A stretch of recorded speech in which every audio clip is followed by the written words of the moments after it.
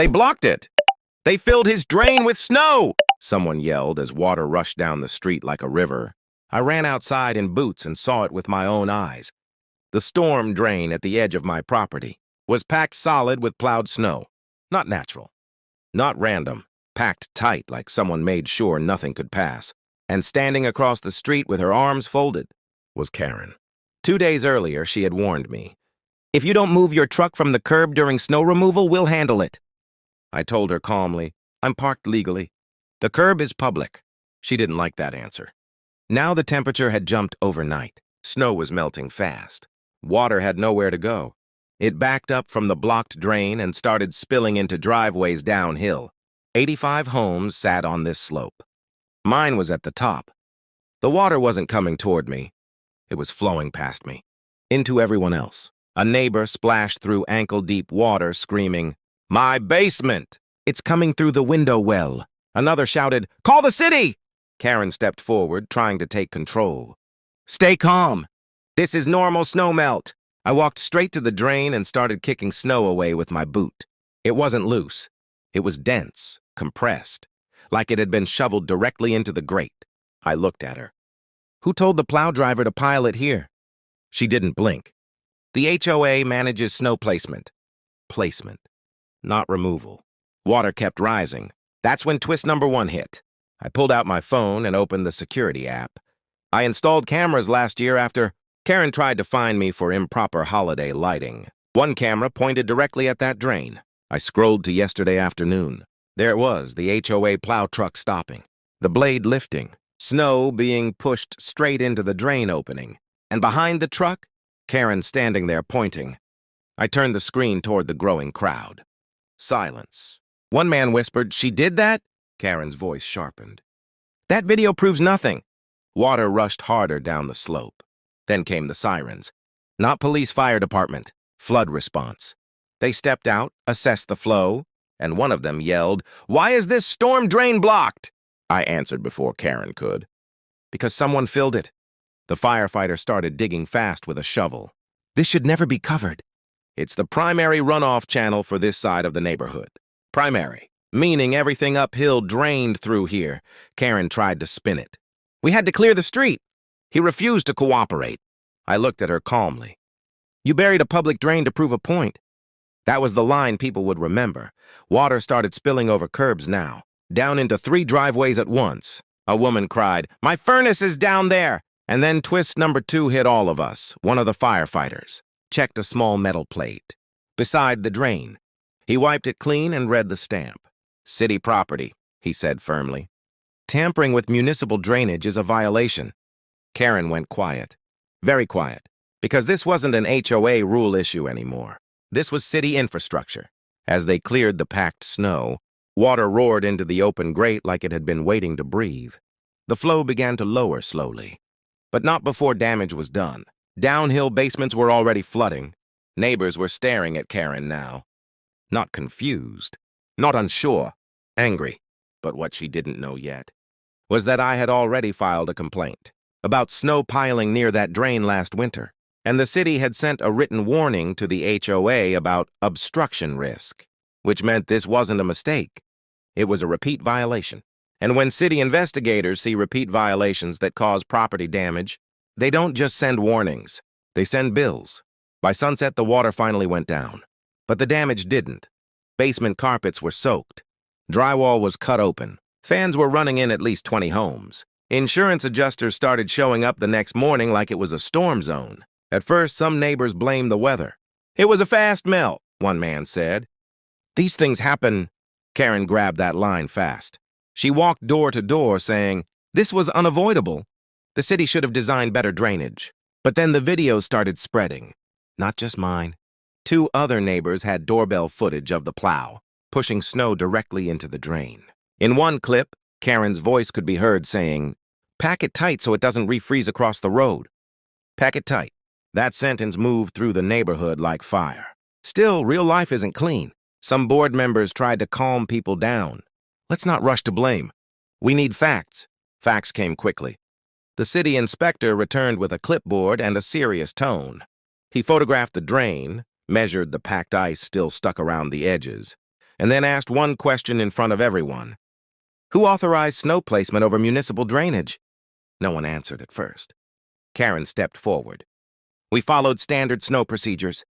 He looked at her calmly. Show me that procedure in writing. She couldn't. That was the first major crack, but here's where the ups and downs hit. A few neighbors pulled me aside. Look, we're upset too. But if the HOA gets fined heavily, our dues go up. They weren't wrong. If the city fined the HOA, every homeowner would feel it. Karen used that fear immediately. If the city comes after us, it affects all of you, she told the crowd. Is that what you want? People hesitated. That hesitation gave her hope. Then twist number 2 landed. The city inspector spoke again.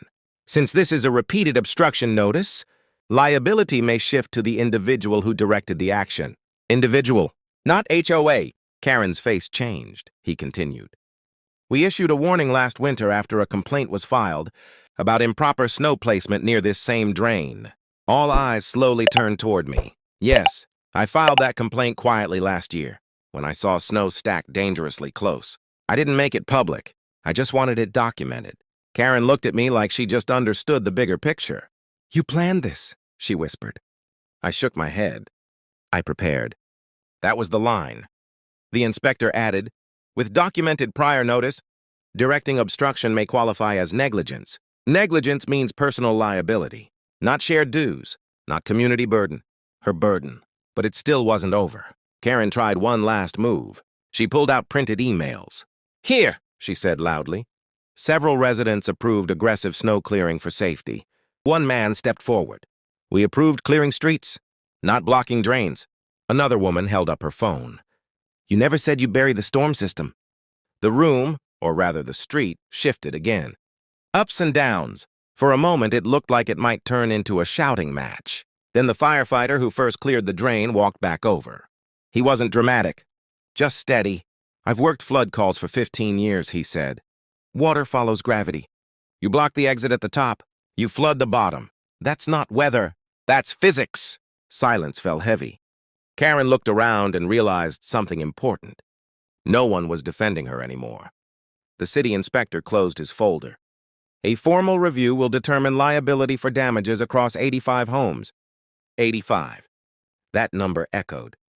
Karen's voice was smaller now. So what happens next? He answered plainly. If negligence is confirmed, restitution doesn't come from HOA reserves. It comes from the responsible party. She swallowed hard. Because the drain wasn't the only camera angle. The plow driver had already given a statement. And in that statement, he said one thing clearly. I was told exactly where to push it. And he named her. The official letters arrived 2 weeks later. Not dramatic, not loud, just certified envelopes, with legal language that hit harder than any argument ever could. The city's investigation confirmed it. Prior warning, documented risk, direct instruction, negligence. 85 homes filed damage claims. Insurance companies paid out first, then subrogation began. And when insurance companies come knocking, they don't knock softly. Karen tried to fight it. She hired an attorney. She claimed she was acting in the community's best interest. She argued the weather was the true cause, but the videos, the prior notice, the plow driver's statement, it was too clean, too factual. One by one, board members resigned. An emergency HOA meeting was called in the elementary school gym. This time, Karen didn't sit at the front table. She sat in the folding chairs like everyone else. The vote to remove. Her was nearly unanimous. No shouting. No cheering. Just tired people who had spent weeks tearing out drywall and running dehumidifiers. Reality isn't cinematic. It's paperwork, invoices, and long evenings reviewing damage estimates. Months passed. Karen's house quietly went up for sale. The sign didn't stay long. Spring came and something changed in the neighborhood. People actually talked again. The new board created a transparent maintenance policy. Drain inspections were added before every winter. Snow contracts required written procedures. One afternoon, I was outside reseeding the small patch of lawn that had been torn up.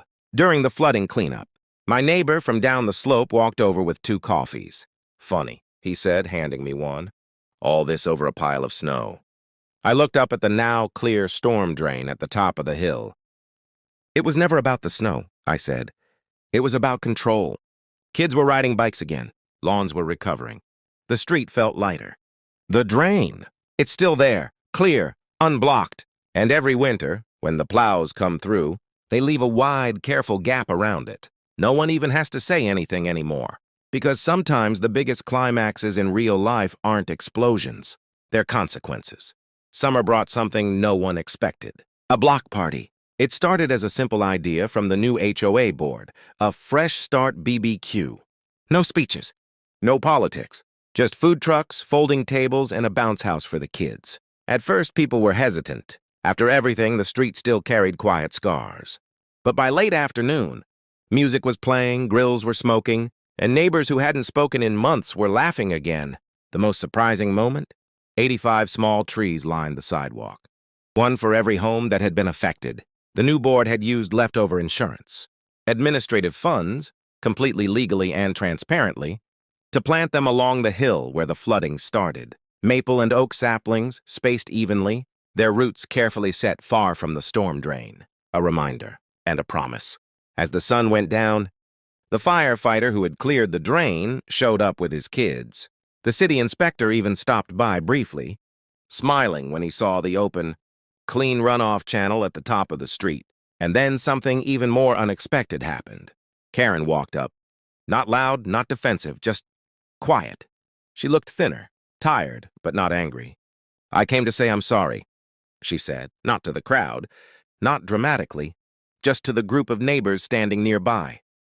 No excuses, no blaming weather, no shifting responsibility, just I was wrong. In real life, apologies don't erase damage. They don't fix drywall or replace furniture, but they change something invisible. The tension that had lived on that street for years finally loosened. One of the neighbors handed her a plate. "Stay," he said. And she did. Kids ran between sprinklers. Music played. The 85 trees caught the last orange light of sunset. By winter, those trees would stand tall enough to notice. By spring, they'd leaf out. And every time snow falls now, the plow slows near the drain. Leaves space. Leaves respect. Because the hill didn't just learn about water. It learned about accountability, about community, and about starting over together.